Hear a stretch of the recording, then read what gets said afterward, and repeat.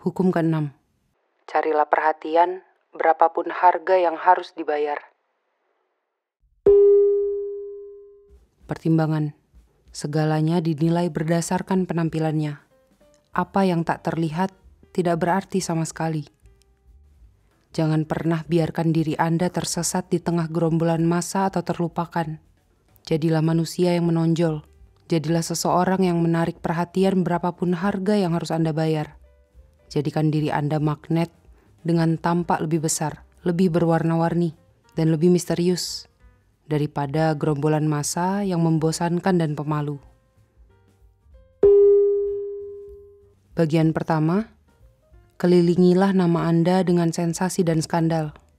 Buatlah orang lain tertarik kepada Anda dengan menciptakan image yang tidak terlupakan dan bahkan kontroversial.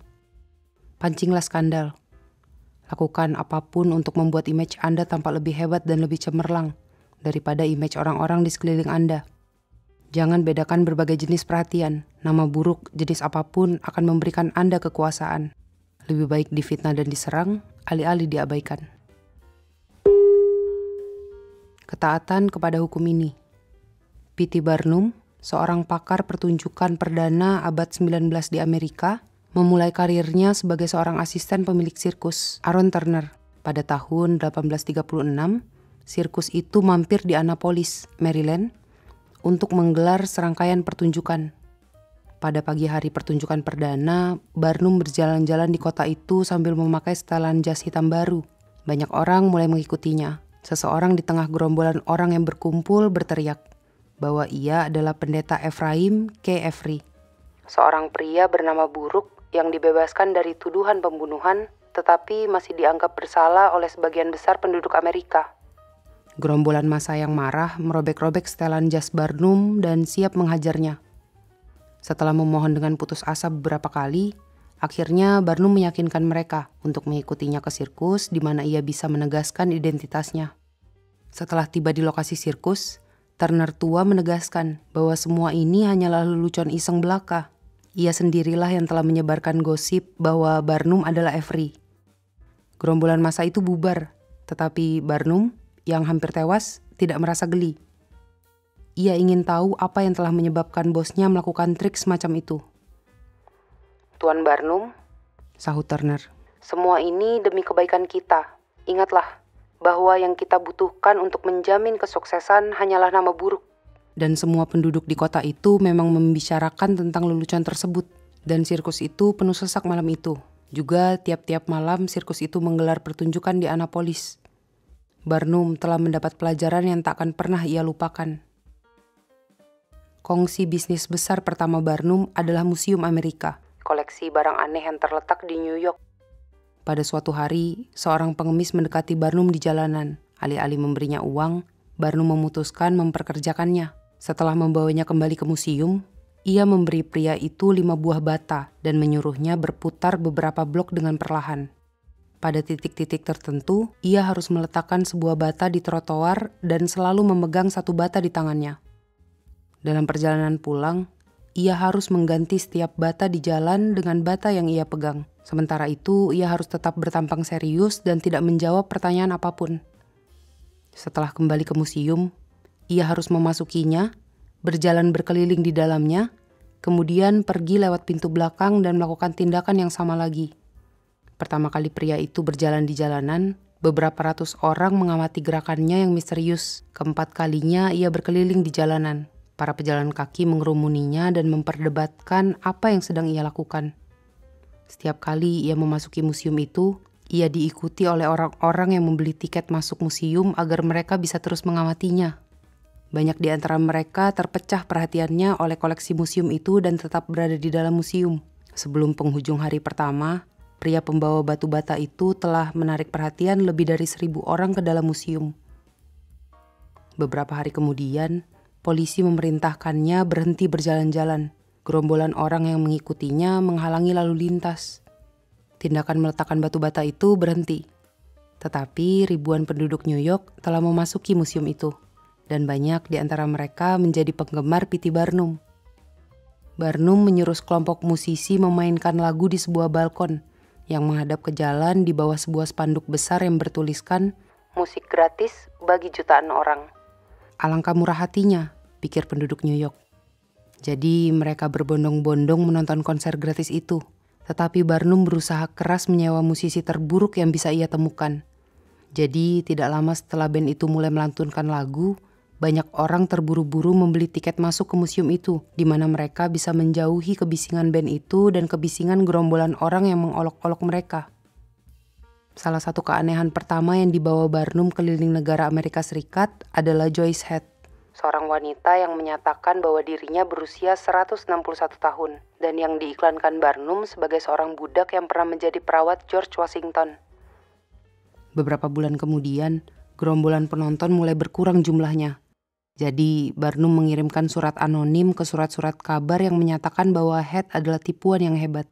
Joyce Head, tulisnya, bukanlah manusia, melainkan robot yang dibuat dari tulang paus, karet India, dan banyak per. Orang-orang yang tadinya tidak repot-repot melihatnya langsung merasa penasaran, dan orang-orang yang sudah melihatnya bersedia membayar untuk melihatnya lagi, untuk mencari tahu apakah gosip itu memang benar. Pada tahun 1842, Barnum membeli bangkai yang diakui sebagai bangkai Putri Duyung. Makhluk ini mirip dengan seekor monyet dengan tubuh seekor ikan, tetapi kepala dan tubuhnya menyatu dengan sempurna. Makhluk ini benar-benar menakjubkan. Setelah melakukan riset, Barnum mengetahui bahwa makhluk itu telah disatukan dengan mahir di Jepang, di mana tipuan itu telah mengakibatkan kegemparan yang besar. Namun demikian, Barnum memajang artikel-artikel di surat kabar seluruh pelosok Amerika yang menyatakan tertangkapnya Putri Duyung di Kepulauan Fiji. Ia juga mengirimkan cetakan lukisan-lukisan yang menunjukkan Putri Duyung ke surat-surat kabar. Pada saat ia memamerkan spesimen tersebut di museumnya, perdebatan nasional telah muncul tentang keberadaan makhluk dongeng ini. Tidak ada seorang pun yang memperdulikan atau bahkan mengetahui tentang Putri Duyung. Sekarang semua orang membicarakan mereka seolah mereka nyata. Gerombolan orang banyak berduyun-duyun datang untuk melihat si Putri Duyung Fiji dan mendengar perdebatan tentang topik tersebut.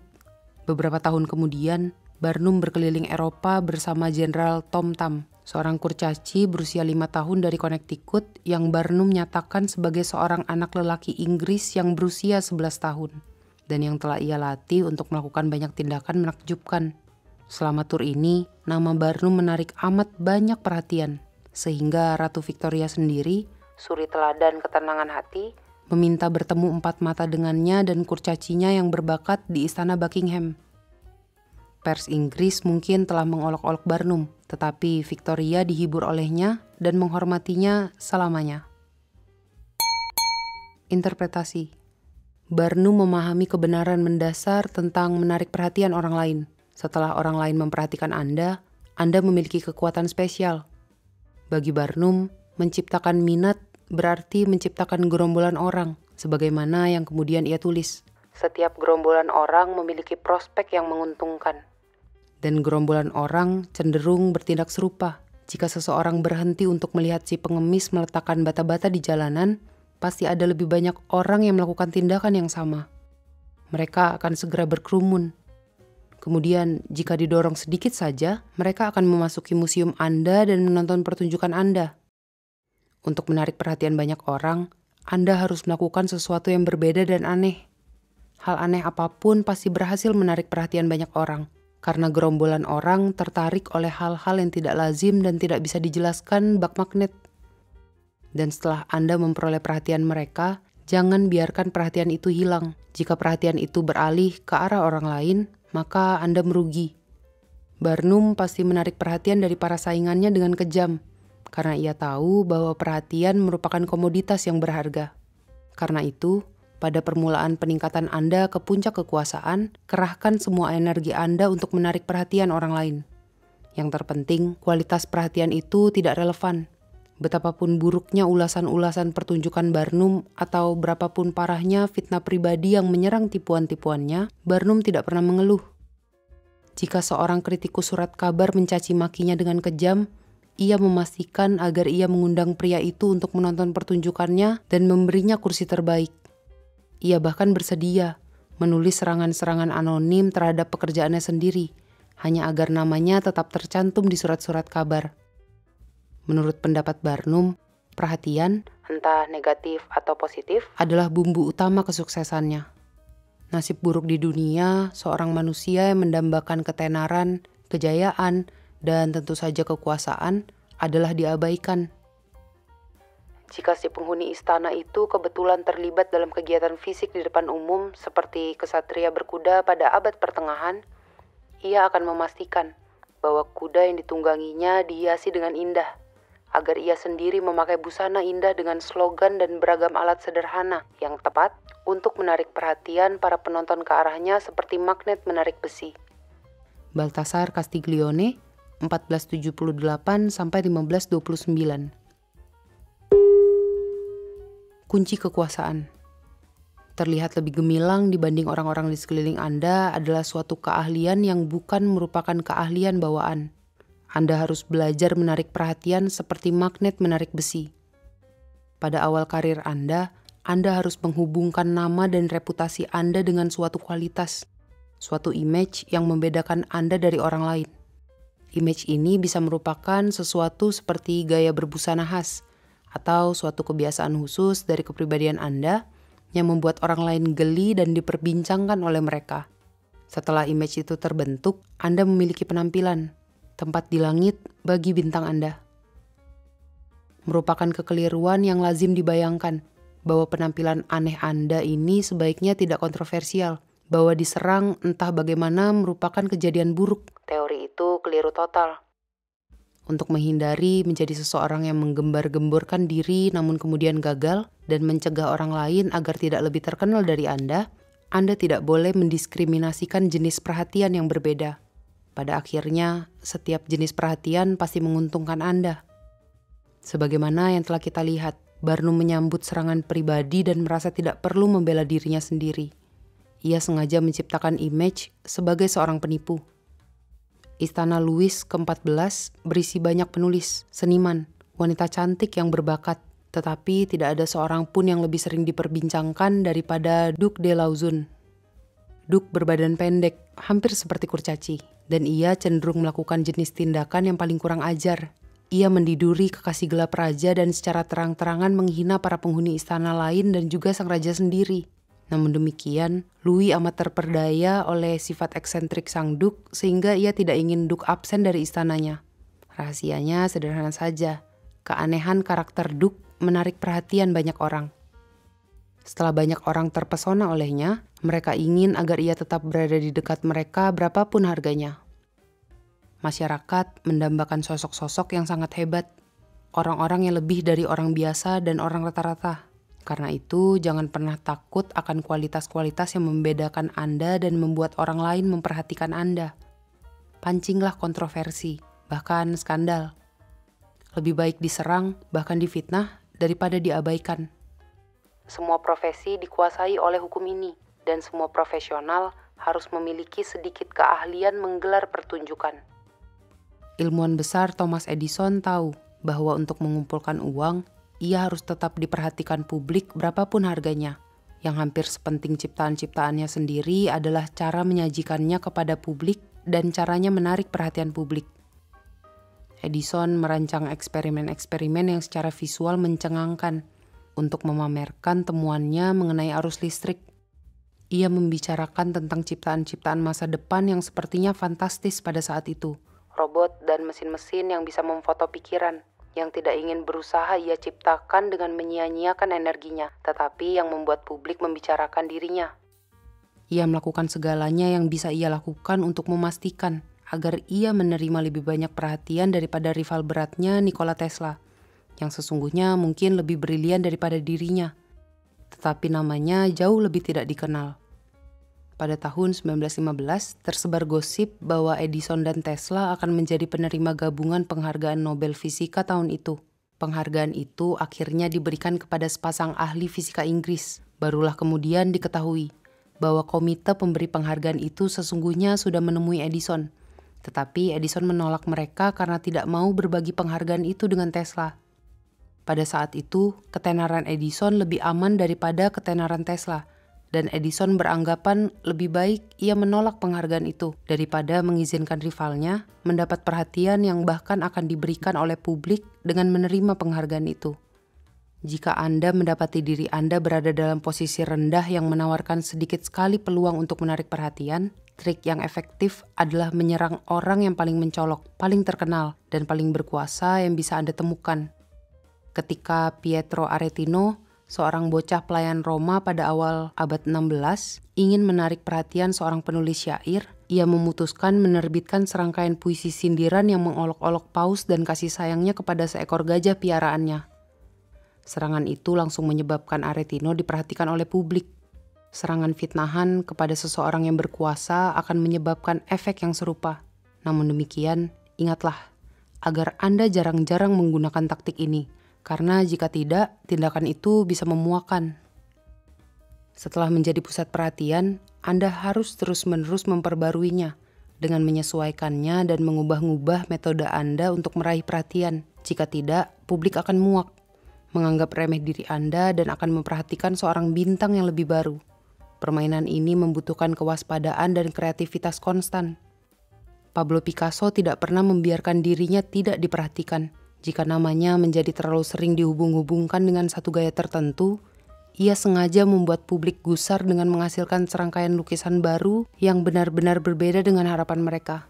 Ia yakin bahwa lebih baik menciptakan sesuatu yang jelek dan mengusik daripada membiarkan para penikmatnya terlalu familiar dengan hasil karyanya. Pahamilah hal ini. Banyak orang merasa superior daripada orang yang tindakan-tindakannya bisa mereka prediksikan. Jika Anda menunjukkan kepada mereka siapa yang memegang kendali dengan menunjukkan sesuatu yang bertentangan dengan harapan mereka, Anda memperoleh penghormatan mereka dan mengencangkan genggaman Anda terhadap perhatian singkat mereka. Pusat perhatian.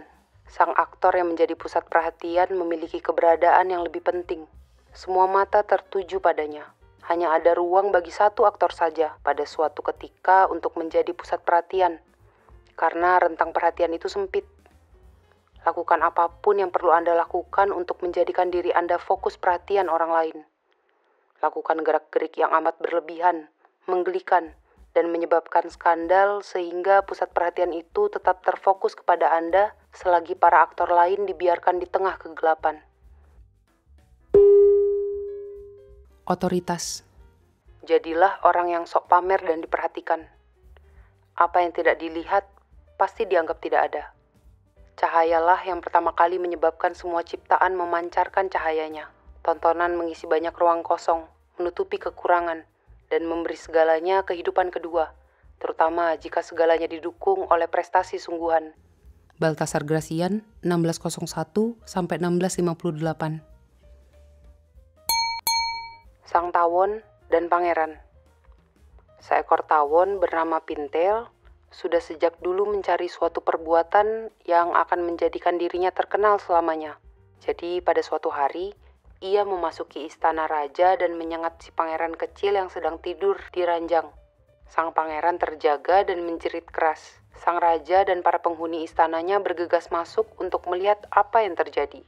Sang pangeran menjerit-jerit saat tawon itu menyengatnya berkali-kali. Para penghuni istana mencoba menangkap tawon itu, dan masing-masing dari mereka disengat. Seluruh penghuni istana raja bergegas masuk dan berita itu pun segera tersebar dan banyak orang berbondong-bondong ke istana. Kota besar itu gempar dan semua kegiatan pun dihentikan. Si tawon berkata kepada dirinya sendiri sebelum ia mati akibat usaha kerasnya. Memiliki nama tanpa ketenaran seperti api tanpa lidah api. Tidak ada yang lebih baik daripada menarik perhatian berapapun harganya. Dongeng perumpamaan India. Bahkan ketika aku dicerca, aku mendapatkan kuota ketenaranku sendiri. Pietro Aretino, 1492-1556. Si seniman istana. Satu hasil karya yang sengaja didedikasikan kepada seorang pangeran dalam suatu hal pasti dianggap spesial. Si seniman sendiri mungkin juga mencoba menarik perhatian penghuni istana lewat tindak tanduknya. Menurut pendapat Vasari Sodoma, terkenal atas sisi eksentrik pribadinya dan reputasinya sebagai seorang pelukis yang baik. Karena Paus Leo ke-10 menemukan kesenangan dalam diri para individu yang amat aneh dan bodoh, ia mengangkat Sodoma menjadi seorang kesatria, menyebabkan si seniman benar-benar gila. Van Mander menganggap aneh bahwa produk-produk eksperimen Cornelis Kettle dalam bentuk lukisan mulut dan telapak kaki dibeli oleh orang-orang terkemuka karena keanehannya. Namun Kettle hanya menambah variasi eksperimen serupa yang dilakukan oleh Titian, Ugo da Carpi, dan Palma Giovanni, yang menurut Boschini melukis dengan jari-jari mereka karena mereka ingin meniru metode yang dipergunakan oleh sang pencipta tertinggi. Van Mander melaporkan bahwa Gaussart menarik perhatian Kaisar Charles V dengan memakai kostum kertas yang fantastis. Dengan melakukan tindakan tersebut, ia melakukan taktik-taktik yang dipergunakan oleh Dinokrates, yang demi memperoleh akses kepada Alexander Agung, katanya pernah menyamar sebagai Hercules yang telanjang ketika sang raja sedang bersidang. The Court Artist, Martin Warnke, 1993.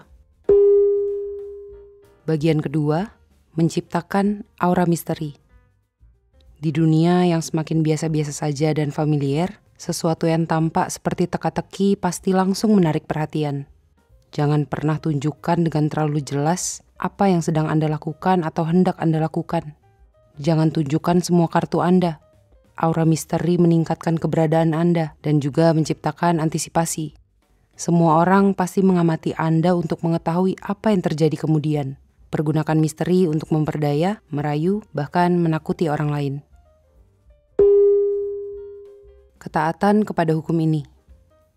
Sejak tahun 1905, mulai tersebar gosip di seluruh pelosok Paris tentang seorang gadis oriental muda yang menari di rumah pribadi.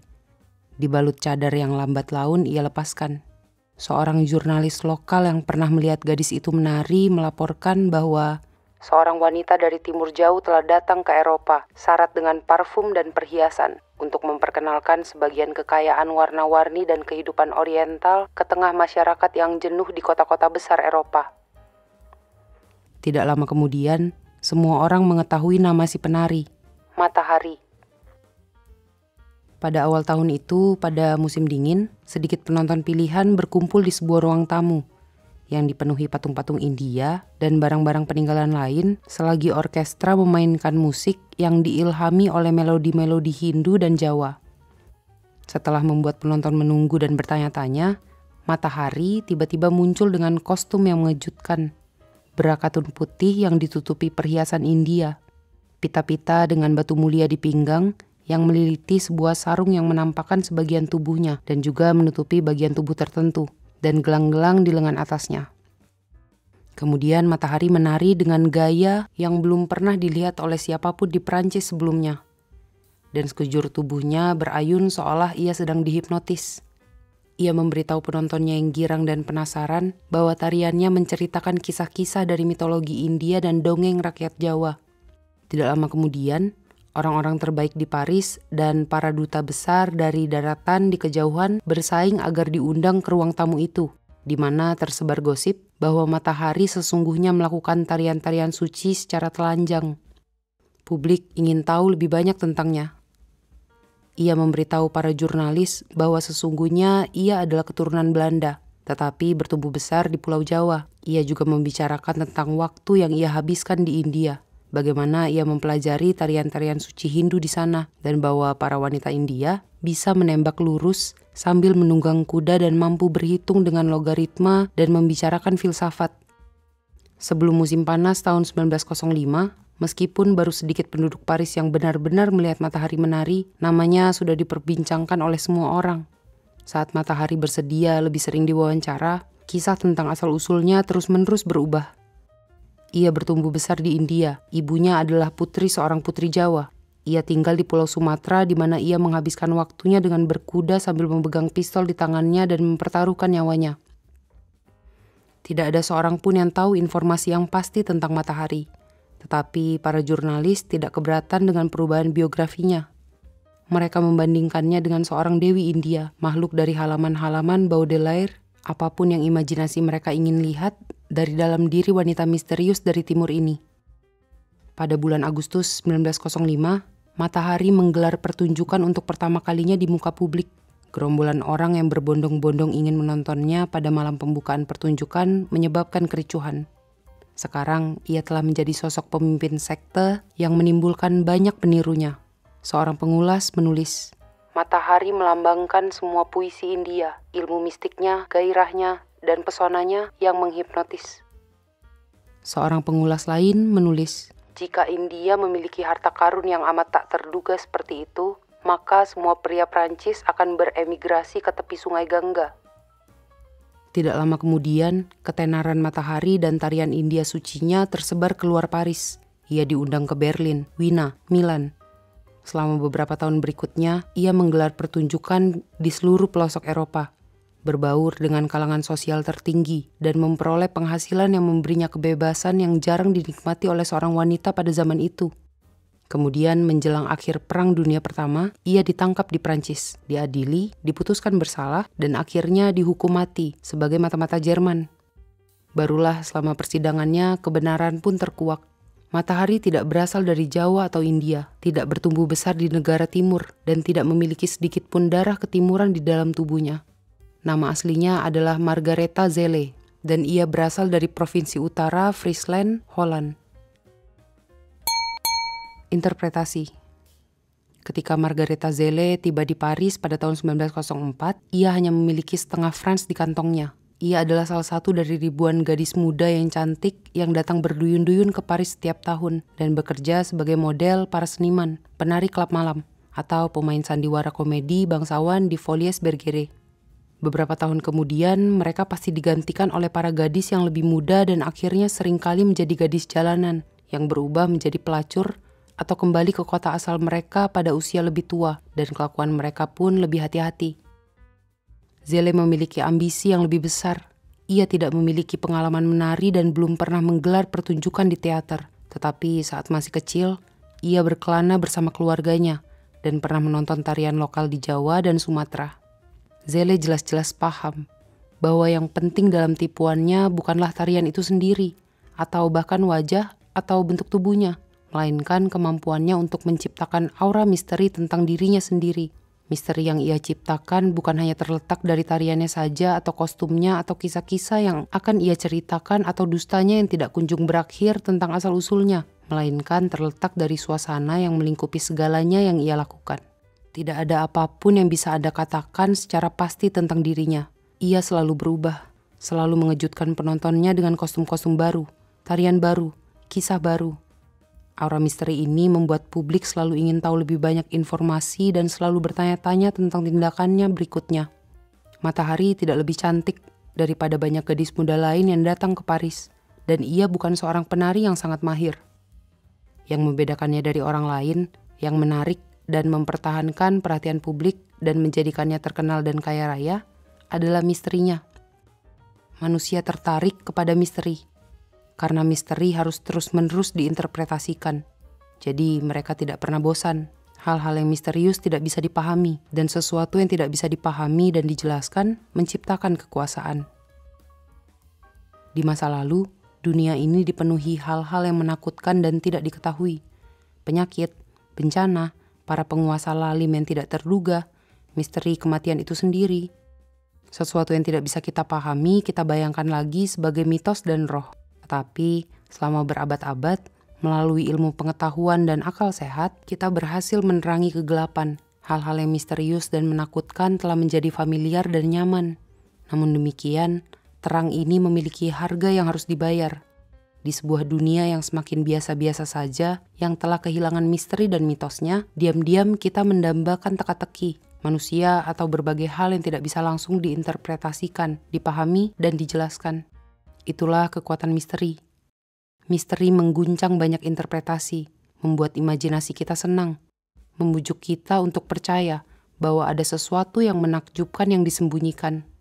Dunia ini telah menjadi amat familiar dan para penghuninya menjadi amat bisa ditebak, sehingga melingkupi diri dengan misteri hampir selalu berhasil membuat mereka menjadi pusat perhatian dan membuat kita memperhatikannya. Jangan bayangkan bahwa untuk menciptakan aura misteri, Anda harus menjadi manusia yang hebat dan memancing perasaan takjub.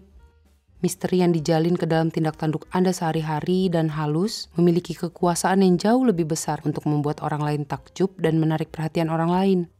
Ingatlah hal ini. Sebagian besar manusia jujur bisa dibaca seperti buku yang terbuka. Hampir tidak berusaha mengendalikan kata-kata atau image mereka dan sangat mudah ditebak. Hanya dengan menahan diri, tetap diam, dan sesekali melontarkan frase yang benar-benar bersifat mendua, sengaja terlihat tidak konsisten, dan bersikap aneh dengan cara paling halus, Anda akan memancarkan aura misteri. Setelah itu, orang-orang di sekeliling Anda pasti memperbesar aura itu dengan terus-menerus mencoba menginterpretasikan Anda. Baik seniman maupun penipu memahami rantai penting antara bersifat misterius dan menarik perhatian.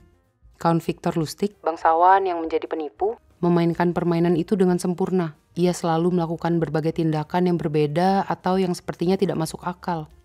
Ia muncul di hotel-hotel terbaik naik sebuah limo yang dikemudikan oleh seorang supir Jepang. Tidak ada seorang pun yang pernah melihat seorang supir Jepang sebelumnya. Jadi hal ini tampak eksotis dan aneh. Lustig memakai busana termahal, tetapi selalu memakai sesuatu, sebuah medali, setangkai bunga, sebuah bantangan, di tempat yang salah. Setidaknya menurut aturan konvensional. Tindakan ini tidak dianggap bercita rasa rendah, tetapi aneh dan membuat penasaran. Di hotel-hotel, ia terlihat menerima telegram sepanjang waktu tanpa henti yang dibawakan kepadanya oleh si supir Jepang.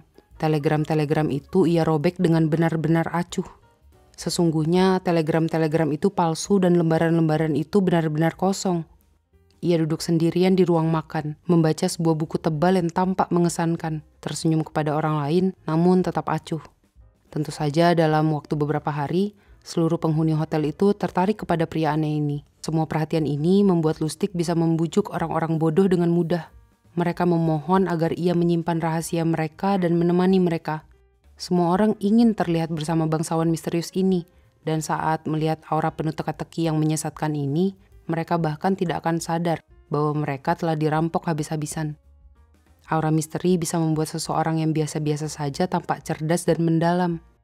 Aura misteri membuat Matahari, seorang wanita yang berpenampilan rata-rata dan memiliki kecerdasan rata-rata, tampak seperti seorang dewi, dan tariannya terlihat seperti tarian suci.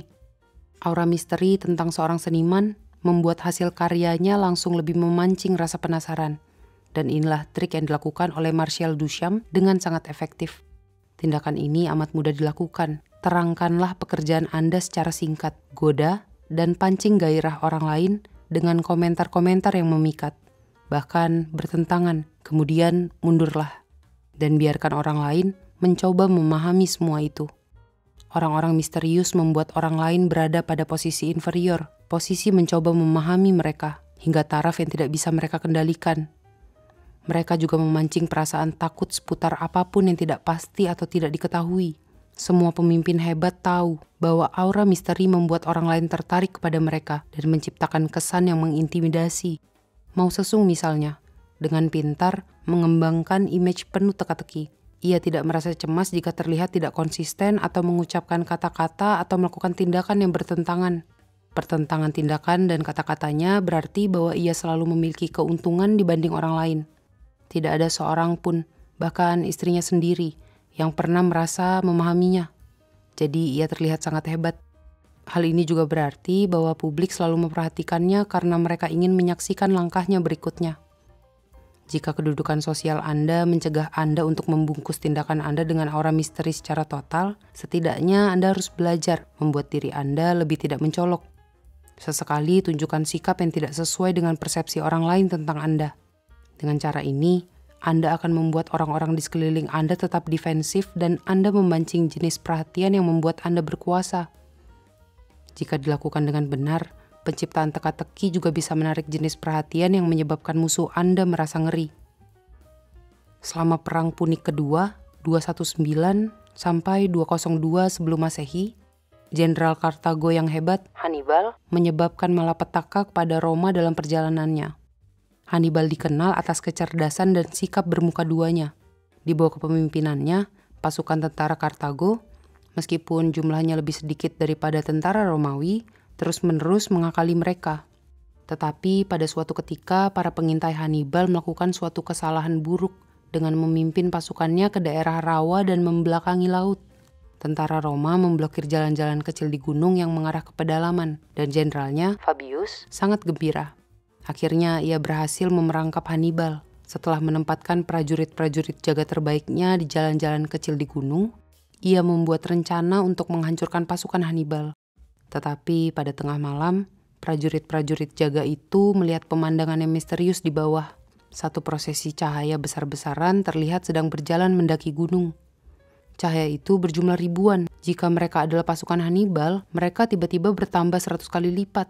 Para prajurit jaga berdebat sengit tentang maksud semua itu.